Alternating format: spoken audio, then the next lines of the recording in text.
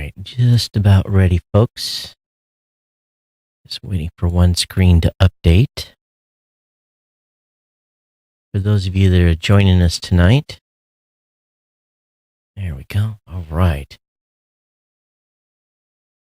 This is Geek News Central. My name is Todd Cochran, coming to you as live as it can be from Honolulu, Hawaii, overlooking Greater Oahu. The lead stories are Family Tree DNA wants to trade your privacy to catch criminals. And there's a spin on that. Apple may open up supply chain to allow more repairs of more devices. The FCC has levied massive fines against robocallers, but you will be shocked on how much they've collected. Do you guys remember Prenda Law? Remember them? Well, they're back in the news. I want to welcome you to episode 1356 of the Geek News Central podcast for Thursday, March 28th. This show is sponsored by GoDaddy.com and listeners just like you. Great deals from GoDaddy can be found at geeknewscentral.com/GoDaddy. Or you too can support this show today at geeknewscentral.com/insider. I want to give a warm welcome to all the new listeners, all the brand new folks that are part of the Ohana here. Thank you for tuning in for the show for the very, very first time. And for those of you that are longtime listeners and been with the show for many years or a day or a month or a week or whatever it happens to be, welcome back. We've got a great show lined up for you tonight. But for those of you who are brand new, it's real simple. All you got to do is come over to Mission Control. You just come over to geeknewscentral.com, get subscribed to the podcast on Apple Podcasts, on Android, by email, on Google Podcasts, Stitcher, TuneIn, Spotify, or using the old school mainstay RSS feed. If you have no idea what I'm talking about, click on the more subscribe options link. That'll get you tied in so that you know how to subscribe to a podcast, because we don't want you to miss a single episode. And all that is found, again, on the homepage at geeknewscentral.com. Of course, while you're on the webpage, you can sign up for the newsletter. The newsletter contains everything I'm going to talk about tonight. All the links that I would basically is going to be on the blog post will go in an email to you immediately following the show. So the most important thing to do, again, is go to geeknewscentral.com, get signed up for get subscribed to the show. Join the podcast revolution. Of course, you can watch the show on the Apple TV. Just look up Geek News Central there. Listen on blueberry.com. You can listen on your smart home device. It's real simple. Just say the keyword to launch that device to make it listen to you and say, play the podcast, Geek News Central. This show is also right now live. We are live at live.geeknewscentral.com. You can join us usually 8 p.m., around 7:30 to 8 p.m. Hawaiian Standard Time for a couple of more months. And you can catch the show there. That's a great way to stay connected to the podcast when we're live if you're awake. Of course, we're on Twitter, we're on Twitch, we're on Mixer, we're on Facebook. Really, we're just about everywhere you are watching content. So take care of that and join us live sometime. Of course, we have a Mastodon chat server at geeknews.chat. So if you want to join the chat, you can do so as well. Don't forget, Ohana, that the Slack channel remains and the cool kids hang out on Slack. So definitely drop me an email, say, hey, I want to be part of the cool kid club, join the Slack channel, and we'll get you set up. As always, if you have comments on today's show, you can do so. geeknews@gmail.com is the email address, geeknews@gmail.com. We're on Twitter at geeknews.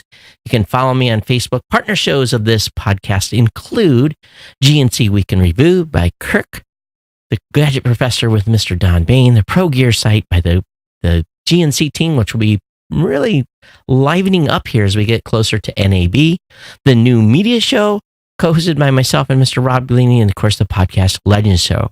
So one thing that I do want to do is the Podcast Legends Show. Once I get on a different time zone, much easier to do that show. So I hope to revive it once we make the transition from Hawaii to the mainland. You can always pick up Ohana gear at cafepress.com/Ohana store. And of course, we want to thank the longest running continuous sponsor of a podcast since our good friends at GoDaddy.com. And you too can save money. We are down to the wire, down to the end of the month. I'm looking at the numbers, got my fingers crossed. I'm always like this at the end of the month because I don't know quite exactly where we are. But if you've been holding off or thinking about a domain name or a hosting account, this might be the time. Whether it be 30% off a new product purchase at GoDaddy, and this is a big deal. It's a big savings code. No, hardly anyone else has this code. Okay, this is an important thing.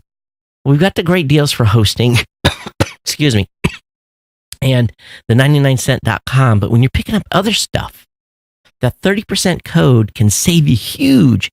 Buying a dedicated server, virtual dedicated server, you're buying a commerce system, you're doing email, whatever you may be getting, which is a huge stack of stuff that GoDaddy offers to make your business really explode.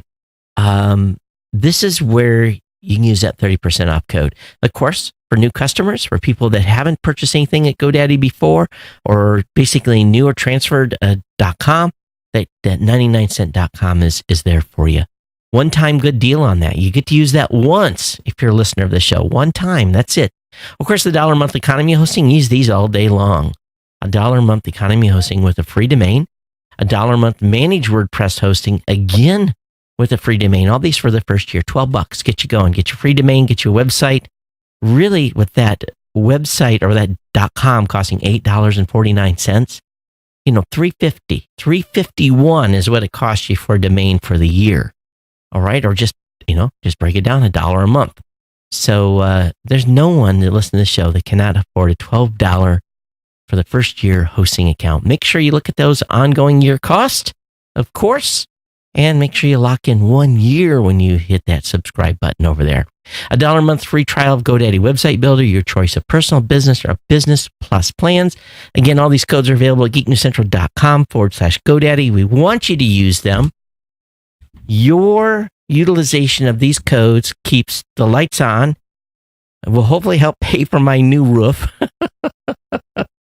garage door, painting, and moving costs.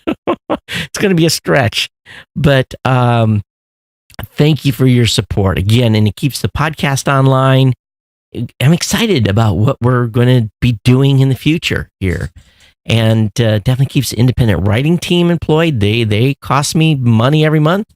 And again, you're supporting a small team of independent content creators here. We are not, CNET or any of those other ones that have big mega companies behind them with millions of dollars. No, it comes out of Todd's pocket. So make sure you get over there and support GoDaddy. Link to the page. Talk about it with your friends. Send a Facebook link. Anything you can do to help us out, and I definitely appreciate your ongoing support of the sponsor here at Geek News Central, and that, of course, is our friends at GoDaddy, which you can receive these discounts, geeknewscentral.com/GoDaddy. Okay, so let me move on and get into just a quick stack of stuff before we get into the full-blown show tonight. New media show tomorrow should prove to be interesting. Another $100 million being dumped into the space by Spotify. Crazy money. Crazy. $100 million. It's been told it's many, many, many times revenue. I want, hey, hello. hey, Spotify. Hello. Holy cow. Crazy, huh? But anyway, trucking firm bids, I've been, it's a little bit challenging. Some trucking firms say, oh, we're not bringing that up to your residential area. And others were like, yeah, send us some pictures so we can see how much curbside space there is, blah, blah, blah. So I think I've got 2, 3 that are going to send me bids. They're all about the same.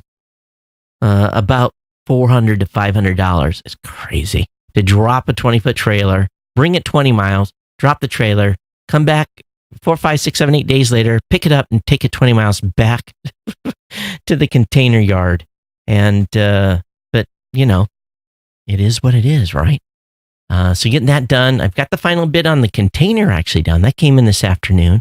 I got 30 days to execute on that. One thing, Michael Dare said, hey, Todd, go to Home Depot. They've got packing supplies there. So I went into Home Depot, and while I'm standing there looking at this stuff, and they've got a good selection of packing materials, my wife walks up and she goes, just order that stuff on Amazon. And I'm like, when I checked some other places the other day. It wasn't cheap. She says, no, no, no, no. And she brought up, plastic wrap, bubble wrap.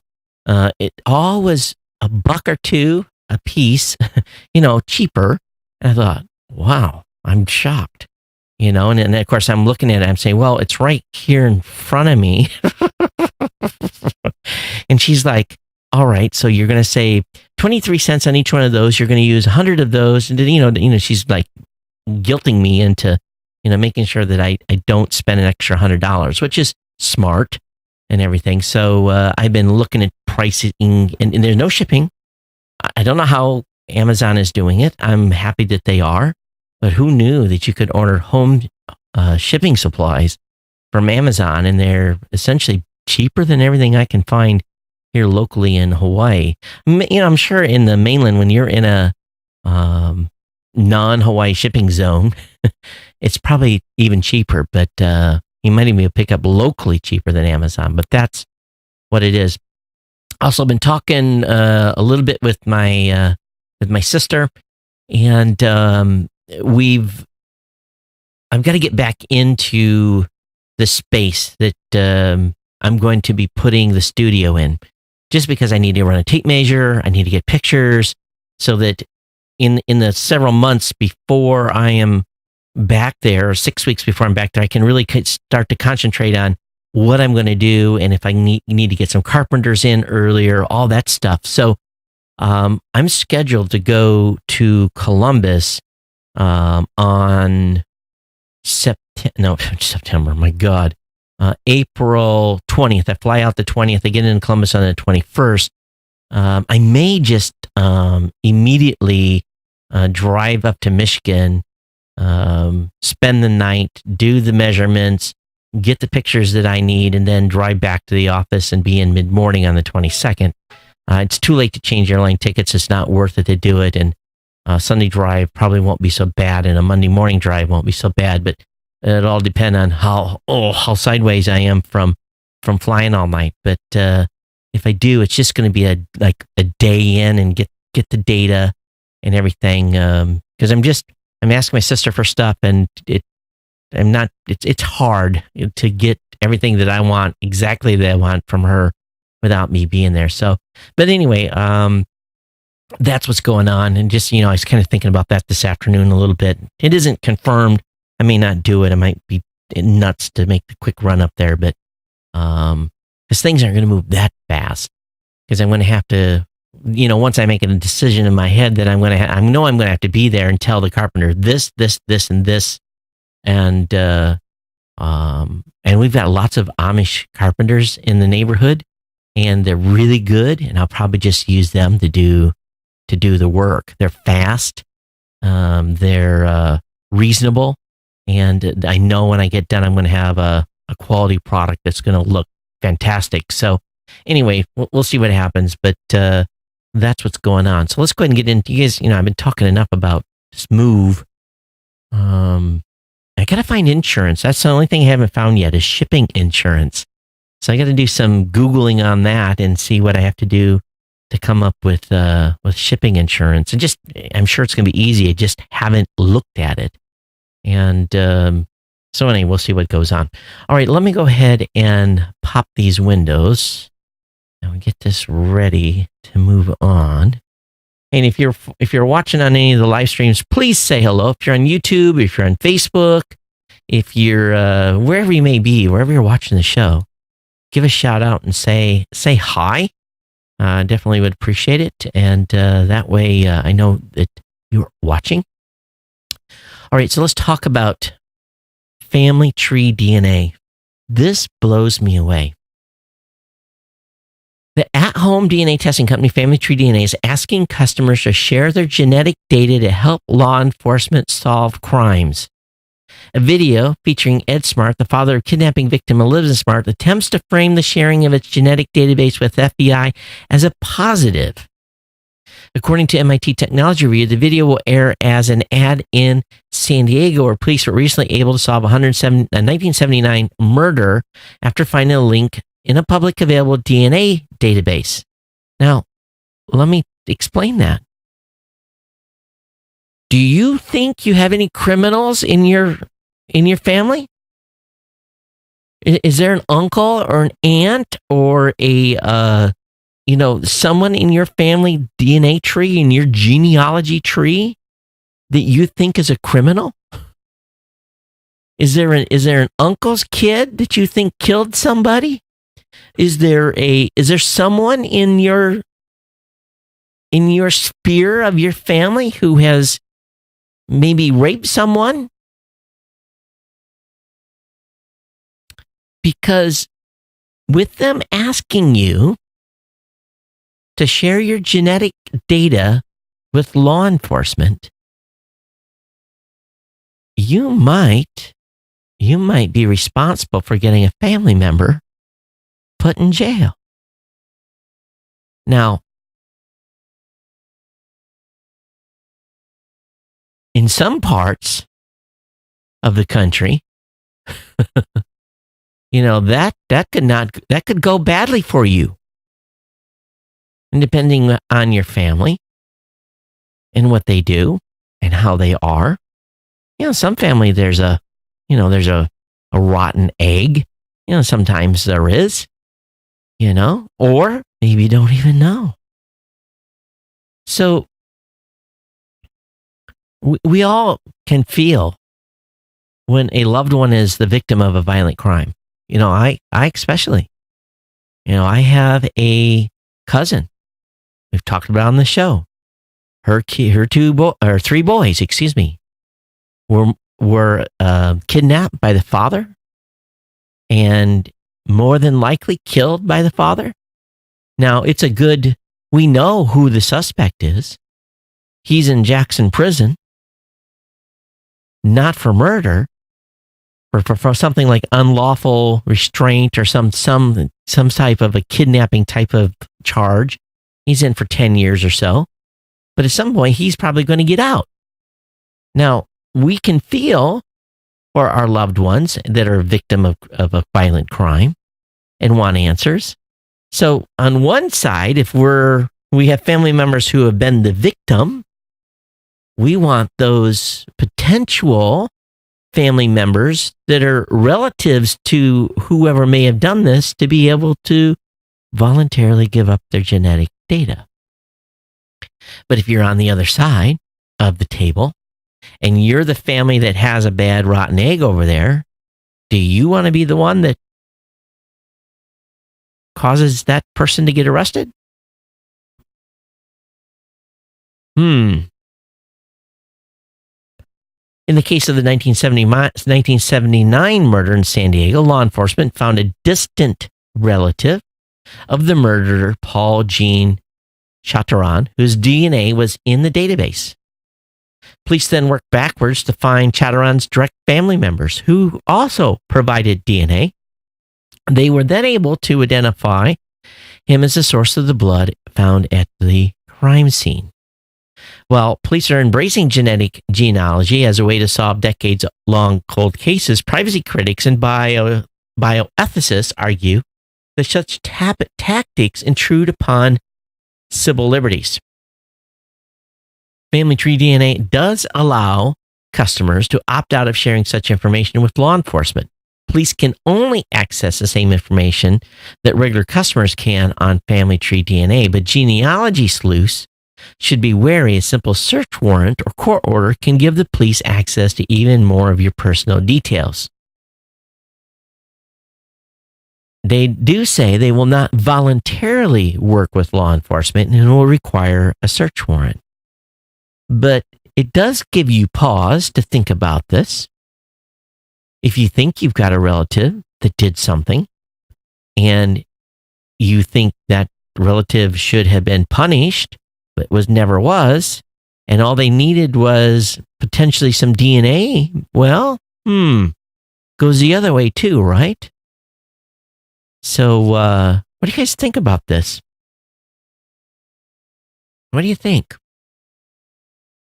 I'm trying to think of my family. Do we have any bad eggs?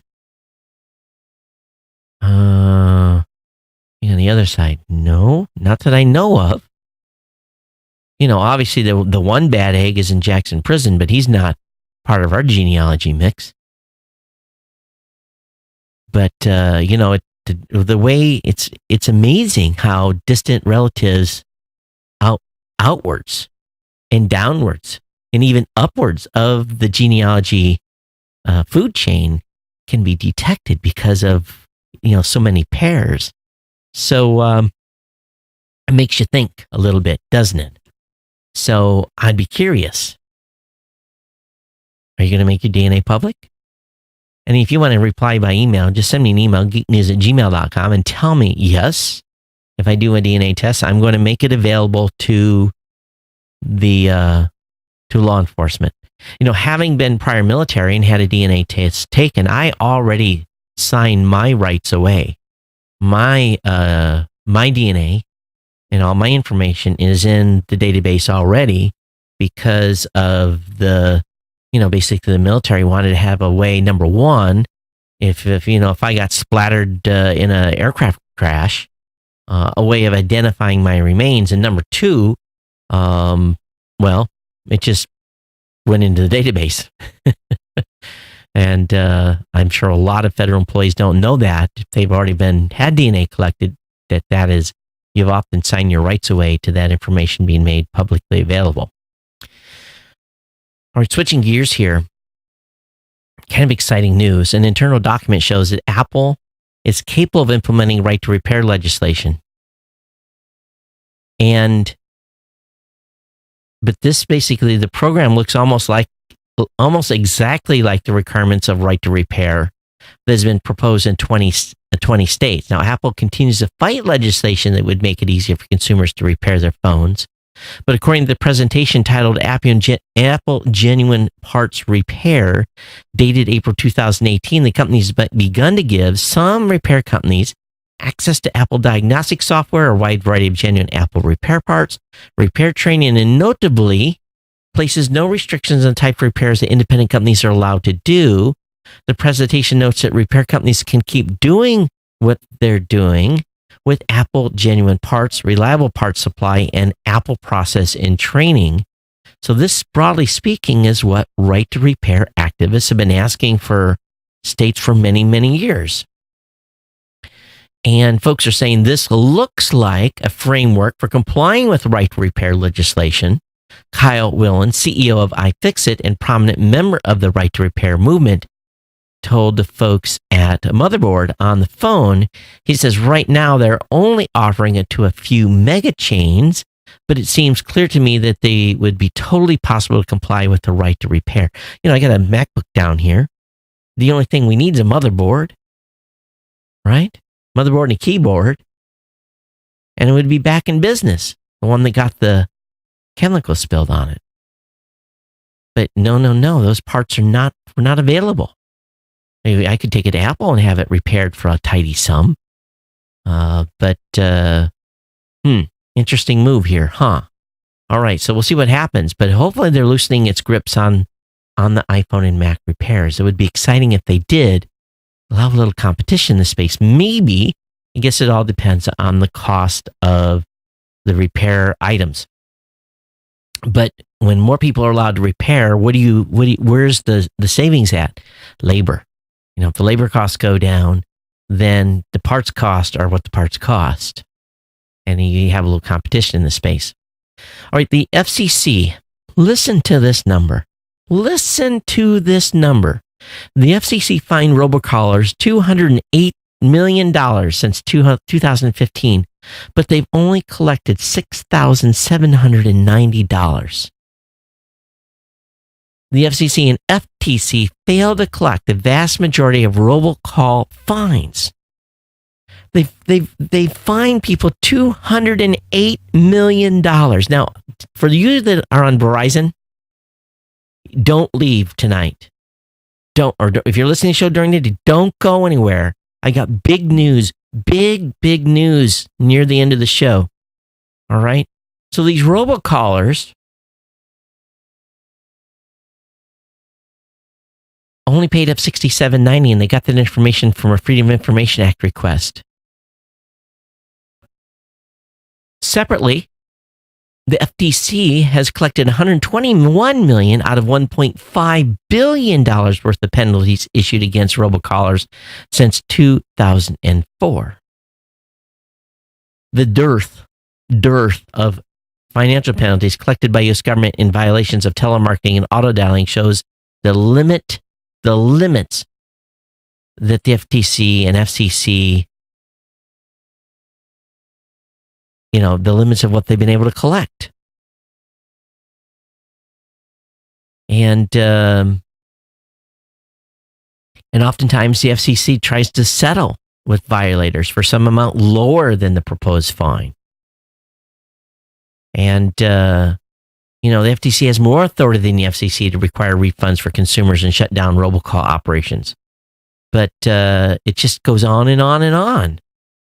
Why aren't they collecting these fines? Maybe they can't. Maybe they don't know who the heck's even running these operations and are unable to go in there and pull the plug on them. But this is why our phones are exploding off the hooks. It's why today, 13 calls in an hour. They all of a sudden, they hit me. The Pakistani robocallers woke up and started dialing, or wherever the heck they came from, India, or wherever it was, whatever the sweat room was. It's always that telltale sign. You answer the phone and you hear click, click. They can't hardly disguise it. Click, click. And so now I'm so pissed off at doing this. I just basically hit mute on the speaker, on the microphone, and I just put the phone down and I let them talk to themselves for as long as they will figure out I'm not listening. Just trying to slow them down a little bit. It drives me crazy. I just used to hang up on them, but they would just call me back in 2 minutes from a different number, like I was so stupid to answer the phone again. But help is here. All right, the U.S. wants copyright troll. Hey, remember Prenda law? The United States wants copyright troll lawyer in prison for 12 and a half years.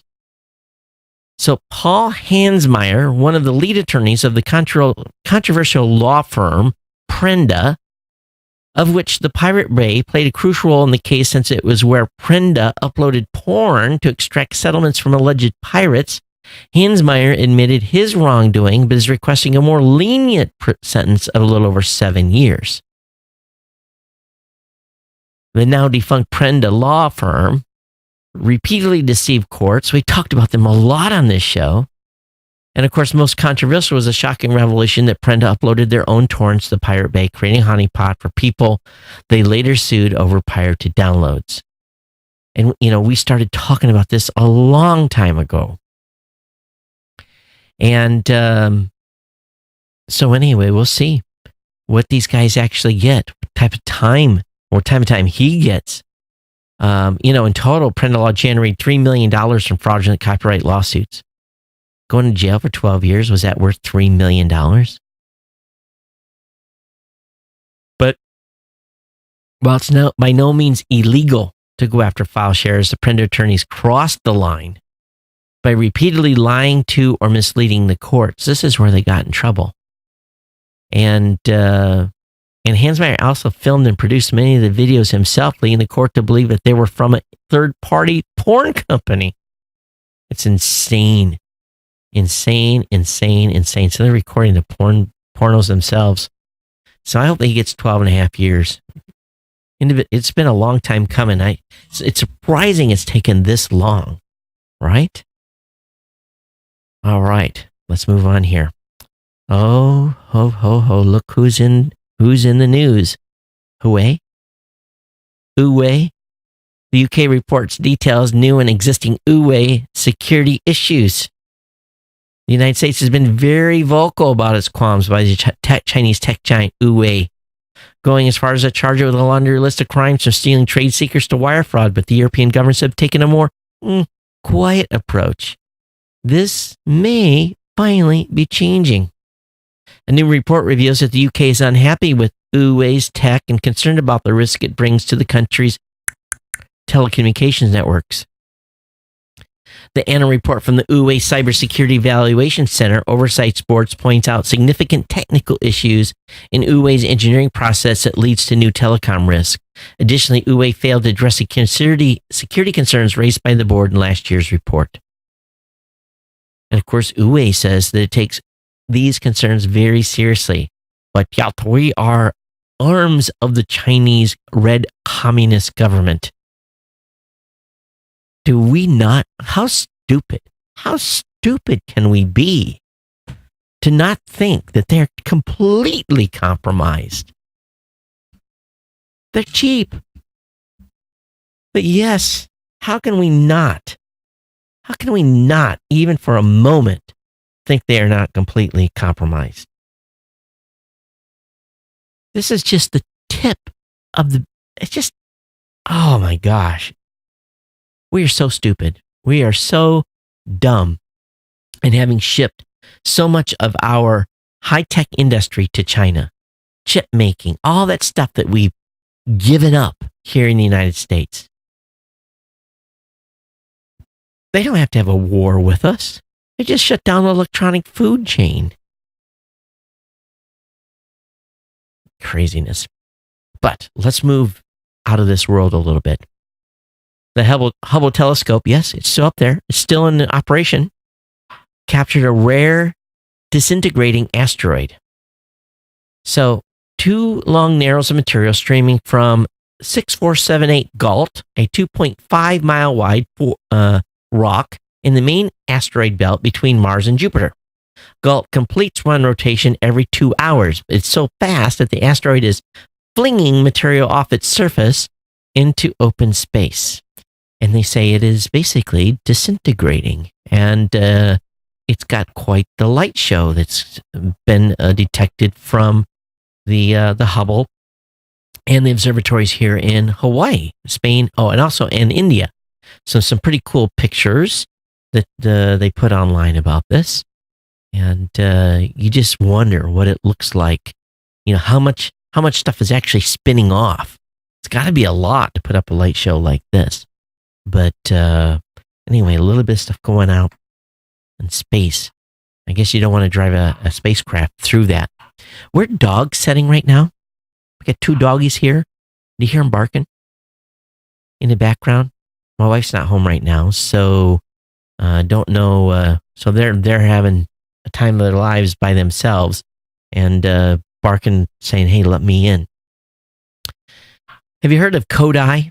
Kodai is it's your own version of Netflix or Amazon Prime. And the folks at makeuseof.com have a pretty good article on this. Again, Kodai is a program for streaming media content that you own. It's open source, which means it's free and anyone can contribute to the project. It began life as the Xbox Media Center. Oh. And the original developers still maintain Kodai, and there's a large community of developers contributing to the project. Currently, Kodai is available for Windows, Mac, Linux, Android, iOS, and Raspberry Pi. The source code is open to all as well, and you can put on devices like the Amazon Fire TV stick or your smart TV. So I'm going to be investigating this. Definitely something we're going to play around with, okay? There's a good article again at makeuseof.com talking about iPhone security and 7 ways to make your Face ID more secure. This is a pretty good, some of the stuff I was like, oh, that's cool. Let me look at my settings. And I think this is pretty slick here and how to temporarily disable Face ID and all this type of activities that you may want to consider. So I'll link up and be in the show notes on that as well. Lyft, well, their IPO is, for most of you that are listening today, Lyft is set to cruise onto Wall Street with its debut. And how much are they going to try to raise? Now, Lyft the IPO could give Lyft a valuation of roughly $20 billion, significantly higher than its $15 billion estimated value as a private company. A lot of folks that started Lyft over there are going to get rich tomorrow. So Lyft debuts is the first of many expected public offerings this year. If it all goes planned in 2019, Uber, Airbnb, Pinterest, Slack, and Palantir, among other tech companies, expected to go public. Analysts think that Uber, the most highly valued private company, could be worth as much as $120 billion after going public, which would make it the biggest IPO in U.S. history. I think Lyft is going to go big. I'm a big Lyft fan. I've been riding mostly Lyft really since they started. Uber started having their major harassment type issues over there. So we'll see how it goes tomorrow. So I'm not following politics too close. I really not. I'm trying because it's just like the 2020 presidential stuff is already running. The people are already out campaigning, and I'm just like, please, just kill me now. I don't want to hear any of this. But Amy Klobuchar, is that how you pronounce her name, wants broadband in every household by 2022. She says that if she's elected president in 2020, she would implement a $1 trillion infrastructure plan, including a bold initiative to roll high-speed internet to every household by 2022. $1 trillion? $1 trillion? You think it's going to cost $1 trillion to get internet to the rest of America? Come on. $1 trillion? Maybe 100 billion, but $1 trillion? She says she would accomplish this by closing the urban-rural digital divide by working. Who's going to pay for that? To correct the current broadband map, something that has been hotly criticized. Now that needs to be fixed. Klobuchar specifically has been an advocate for dig once policies that would push ISPs to lay out internet infrastructure at the same time as federally funded roads are being paved. The question is, why are we not doing this? Why isn't the government, if the government is federally funding road reconstruction, why are we not, during that construction, why isn't the U.S. government dropping the fiber in? If the ISPs won't, the government drops the fiber in, then makes the ISPs pay to use that fiber. How stupid are we? What's it take? What extra money does it take to trench in? Well, you got roads tore up. You're working on sewers. You're working on water, everything. How hard is it to drop in fiber? We're so dumb. Why haven't we been doing this already? If any of you are on city councils or anything like that, and your city is going to start repaving roads, I hope if you were on a city council or doing any of this kind of stuff, you would say, hey, by the way, why don't we drop fiber in while we're at it? The minimal cost to drop it in, it has to be ridiculously almost to nothing. And yet, then we can start taking control a little bit more of our broadband. Sure, it's going to take 20 years to get fiber in, but so what? Start now. We should have been doing it for 20 years already. I was pricing broadband in where I'm going to have my studio in Michigan. And it looks like the fastest speed available is 400 down, 20 up. But it looks like maybe 1 gig service is available. Hold your hats. I never got the upload speed, what it would be available, but 1 gig down was $249 a month for business rates. I can swallow that if I have symmetrical, which I doubt. But it's 420 on the business lines. I was actually looking at the town I'm in has 2 internet service providers. So probably I'm going to be putting in 2 drops. I think it's the only way I'm going to get enough bandwidth to do what I want to do. And once again, business broadband is, it's crazy. It really, really is. My sister's got a drop already in her building, so we're talking about it, and we might push her speed up, and we'll have 2 drops. I just have to punch a hole and run a LAN cable through. So time will tell on how that. But again, it's on the same node, so it may not be even worth it, because if I'm pushing 5-6 megs and I take hers and I push 5-6 megs, yeah, you guys get my point. So we'll only know once I get there. But one thing's for sure, with the advent of me using the Wowza server, that has been pretty solid here lately, and that really lowers the amount of bandwidth I need, with the exception of the Skype stuff. Inmates in Finland are training artificial intelligence as part of a prison labor program. So prison labor is usually associated with physical work, but inmates in 2 prisons in Finland are doing a new type of labor. They're classifying data to train artificial intelligence algorithms for a startup. Though the startup in question is called Vanu, they see the partnership as a kind of prison reform that teaches valuable skills. Other experts says it plays into the exploitative economics of prisoners being required to work for very low wages. Well, if they got the contract, who cares? And basically, they're doing stuff like 2 articles, a news article that talks about Apple, and then maybe another article talks about the Apple industry, and they have to say this is about Apple, the tech company, and Apple that you eat. So anyway, that's happening in Finland. MGM Epix is now streaming services and now available on Roku and Amazon Fire TV. And these dogs drive me crazy, and I have no way to yell at them. In February, MGM will launch a streaming service for its premium channel Epix, and it's available for $5.99 a month. And what does it have available on it? Hey, be quiet. Wow. Sorry if I yelled in your ear, everybody. So, again, it's on the Roku and Amazon Fire TV. So if you're interested in the Emmy, it's like Berlin Station, Deep State, Elvis Goes Here. What other stuff is available? I don't have the full list, but I'll definitely take a look. Again, another little whack at our wall. It's $5.99. Sony is merging electronics division, hiding staggering mobile losses. Their mobile division lost so money, it wiped out all profits Sony had. Sony Mobile has lost 100.6 billion yen, or $910 million at current exchange rates.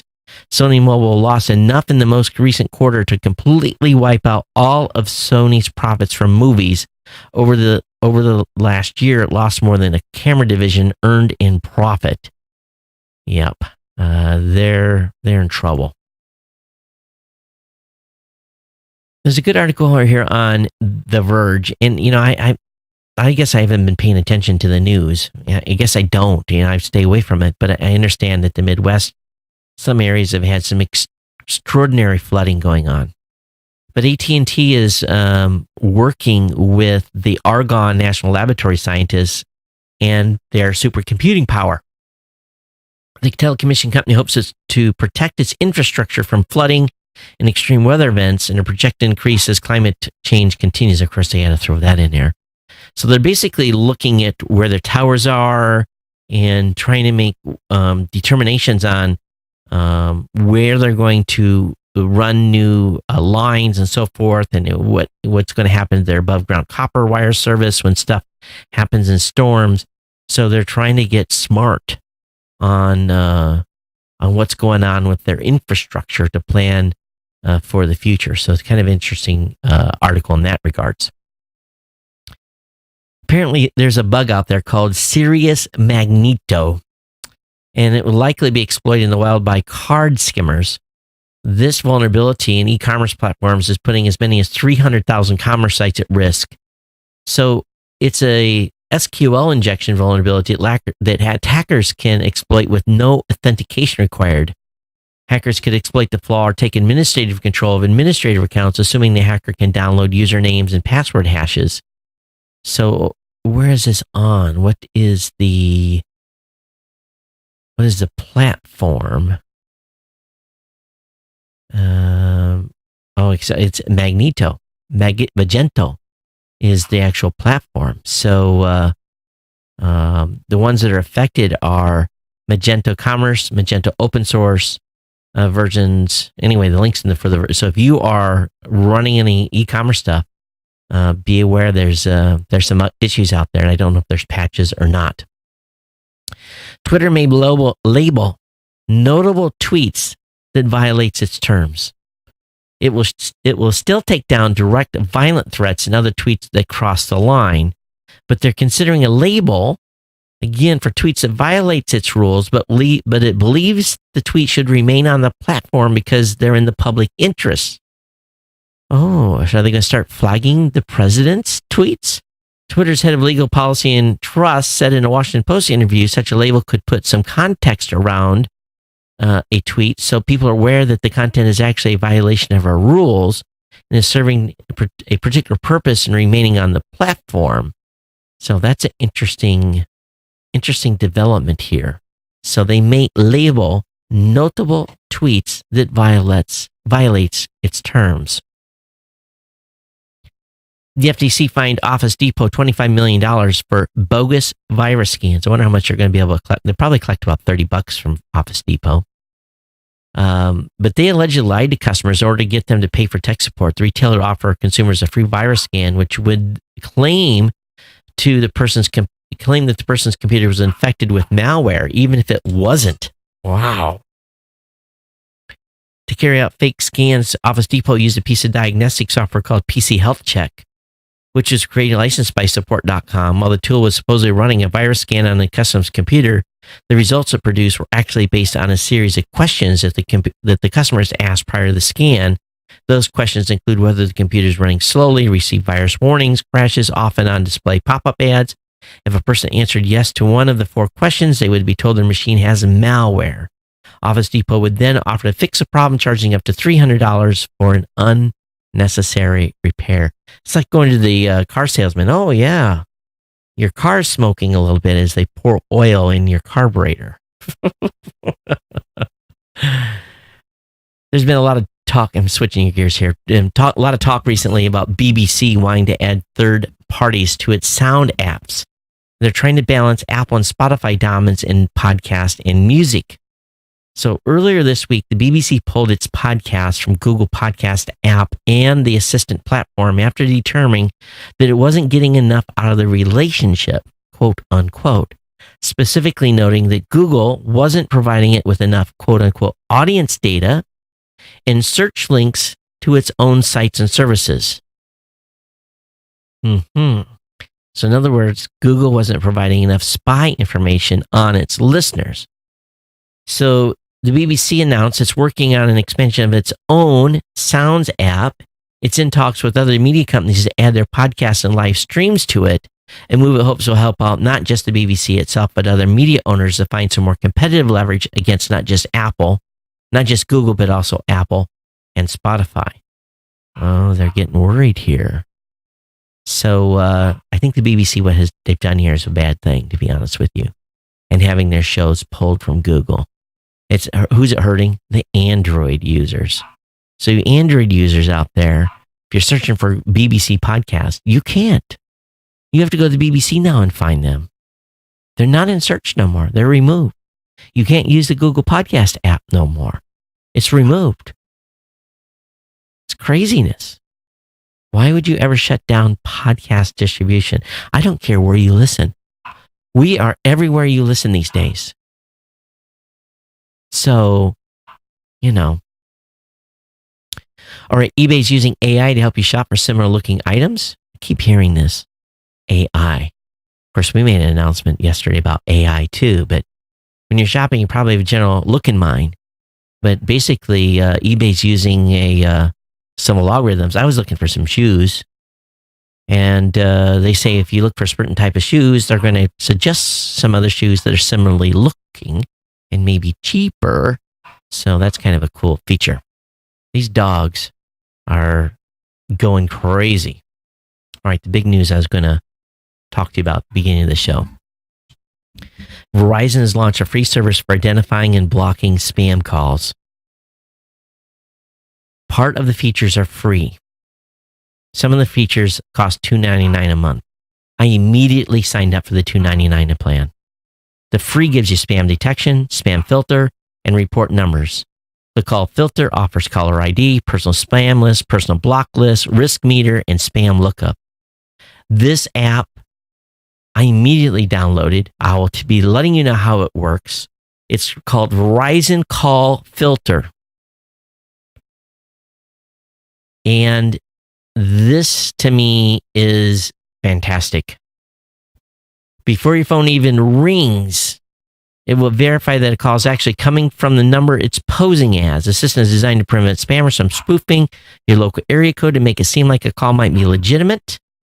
This has all happened to us. So very, very exciting. It's available now. I downloaded it. I immediately went premium just because I've had so much trouble personally. I'll let you know next week how it's gone. Consumer spending in apps to reach $156 billion across iOS and Google Play by 2023. Annual spending, this insane $156 billion. 2018, I think it's, what is it? 57, 62 billion. It's a huge increase, 16.8% growth year over year. Amazing. Latin America is even going to be bigger. Bigger growth rates. Not as much spend, but bigger growth rates.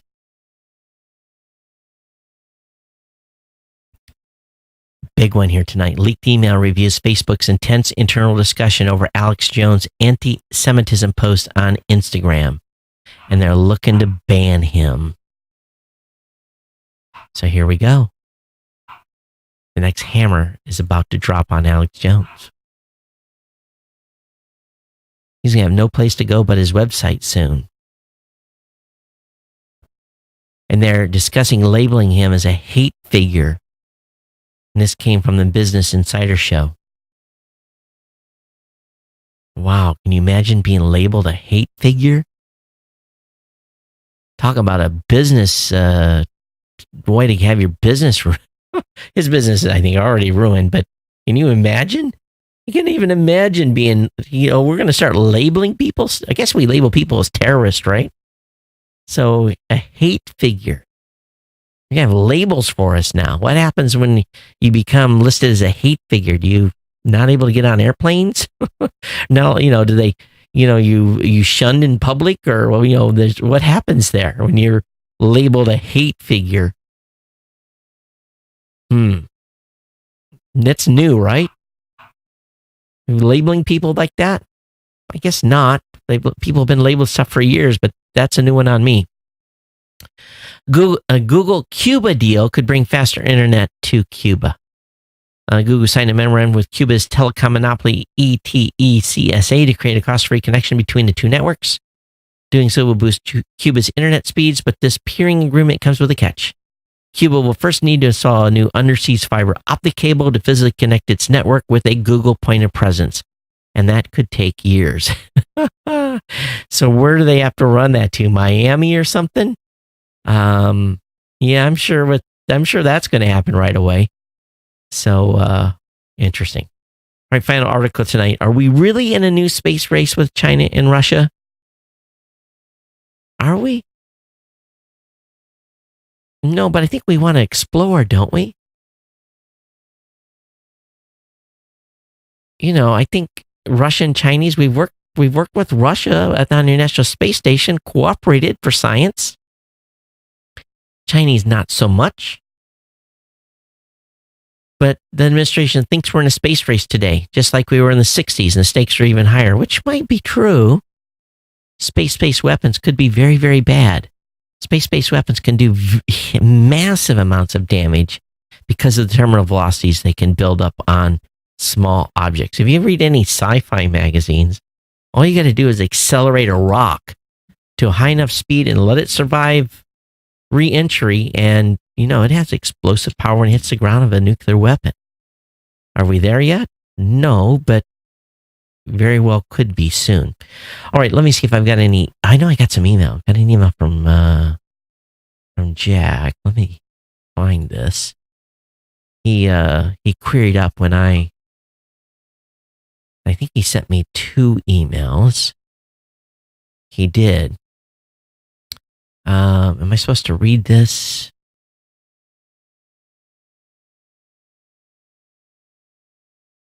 Yeah, so talks about using my trust that I currently have for lighting and cameras and make it mobile. That was I didn't think about using the truss jack, so that was actually a really good idea. And so I won't give away too much of his ideas because I want everyone else to kind of weigh in here. Using some Raspberry Pis for some stuff, I think that would be cool too. And hey Jack, if you want to, as we get ready to to put some stuff in place, if you want to come out to Michigan for a few days, we'll put you up in the villa, and I'll feed you, and should be fun. Let me. If anybody else wants to come out and help, let me know. Should be a good time, and we can have all kinds of creative ideas. We can have a party at the new studio. But yes, Jack, we're gonna get some measurements, and that's the key. And so we'll see the layout of this place. I'll draw, basically I'll do an AutoCAD of how the space is currently laid out, and we can play with the design, because I think I'm going to be okay to. I don't know if I can bust walls out, but I think I can bust partitions out. So we'll have to clear that with my sister, but I think it's good because she owns the building. All right. Also, he forgot to paste a link to a piece of product. Oh, talk about this simulator. Yeah. That's kind of cool. I need to read up on that more. And also, we talked about the 737. You say, hey, the fundamental, we talked about the 737 MAX. But Jack says the fundamental 737 MAX problem is uncommanded stable air trim movement, or in this case, automated movement that is hazard to safe flight. Every Boeing aircraft for the past 60 years has a procedure to follow for this potentially fatal problem called runaway stabilizer trim. The emergency procedure has one step: turn off stabilizer trim. I think I even know that myself. And the switches are easy to reach on the center pedestal. Reports of this happening on previous flights with both Lion Air and Ethiopian Air 737 MAX crash. As you know, there are multiple layers of aircraft safety. The pilot is always the final safety system for the aircraft flight. Now, we used to have this saying, or it's not a saying, in the military, the NATOPS, is sound judgment is basically your sound judgment overrides anything that's in this book. It's a book that's about 4 inches thick of everything operational wise of an aircraft. Your sound judgment, at times, there's going to be stuff that wasn't covered in the book. So Jack's right. He says the pilot is always the final safety system for any aircraft flight, and maintenance is second to last. Reports of the Lion Air crash mentioned up to 4 previous flights with erratic pitch control. Why didn't aircraft maintenance ground the aircraft to fix and verify this fault? The pilot seems to figure it out on their own on all but the last 2. On the flight just before the one that crashed, reports of a jump seat pilot identified the problem and had the pilots turn off the stabilizer trim. They did that, landed the aircraft safely. Boeing is the first safety system by its design. In these 2 aircraft crashes, all the layers failed. 1, Boeing designed the MCAS system with, number 1, a single sensor source, even when the second AOA, it's the aircraft operational attitude, I think, was available on the aircraft. This design is unusual for Boeing. Boeing did not give the pilots a display of the AOA sensor, so the pilot could not check it before or during the flight. Third, Boeing assumed that this MCAS system would be triggered once and solve the problem of an inexperienced pilot getting too slow. And that's what happens when aircraft stall. You get too slow for your angle of attack. They push the nose over. It allows the aircraft to speed up. Basically, the aircraft recovers, doesn't stall, and follow the sky. I'm ad-libbing for Jack. What they never considered was the system could be triggered multiple times. The FAA did not verify Boeing's number 2. This is how the layers failed. The FAA did not verify Boeing's MCAS design, which was able to move a flight control surface without pilot's knowledge of authority. Big no-no. I haven't been involved in modifying aircraft systems where a system took over the actual autopilot and drove the airplane. Huge tests we had to do to make sure that that system would not flip the airplane over. Literally, tons and tons of tests and verifications that the system stayed within its operational parameters. So anything that moves a flight control surface without the pilot's explicit permission is bad. Number 3, Ethiopian and Lion Air maintenance failed to correct the problem, which should have included verifying the solution. They failed multiple times. Number 4, the pilots on the fatal crash failed to identify the problem and take corrective action.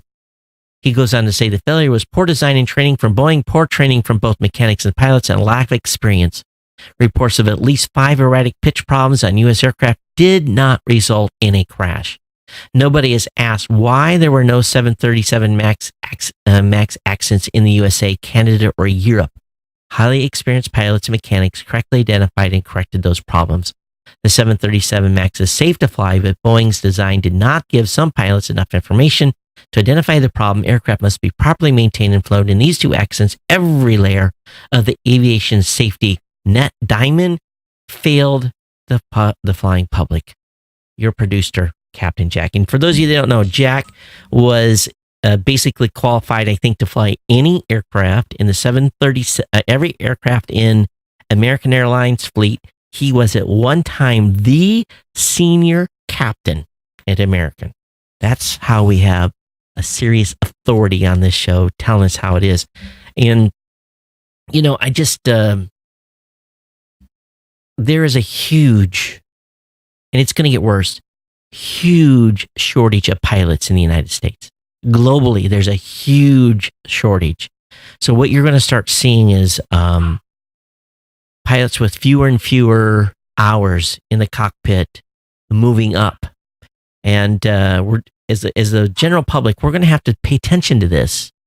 It's very expensive to get your butt in a seat and get the required hours to be to the point where you're safe to fly a multi-engine aircraft with passengers on board. It's a big deal.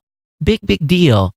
And with the massive shortage of pilots that are coming to bear in the United States and across the world, some companies, and I'm not saying these 2 companies did so, but it appeared to me, at least, based on what I've read, was that these pilots had like way few hours in this sophisticated of an aircraft.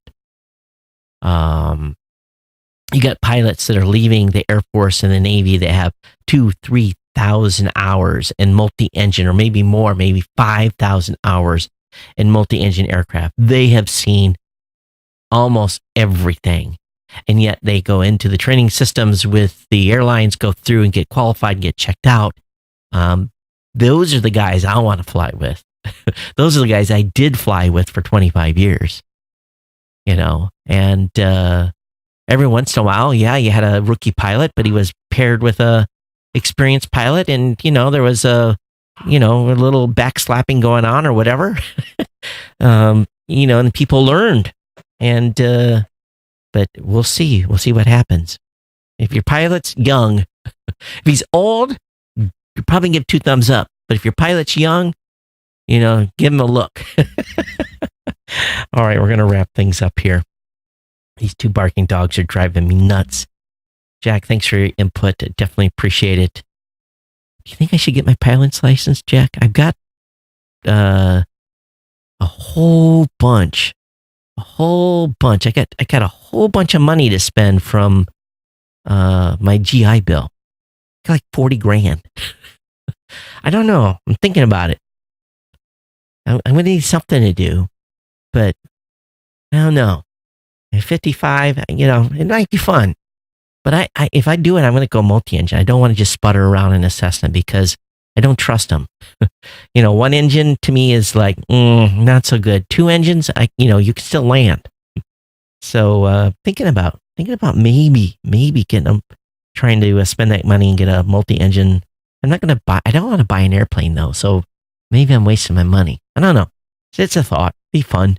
Got to spend the money somewhere because I earned it. So if I got to put it to use at some point. All right, so let's get out of here. Geeknews@gmail.com, geeknews@gmail.com. It's been my pleasure to bring you the show.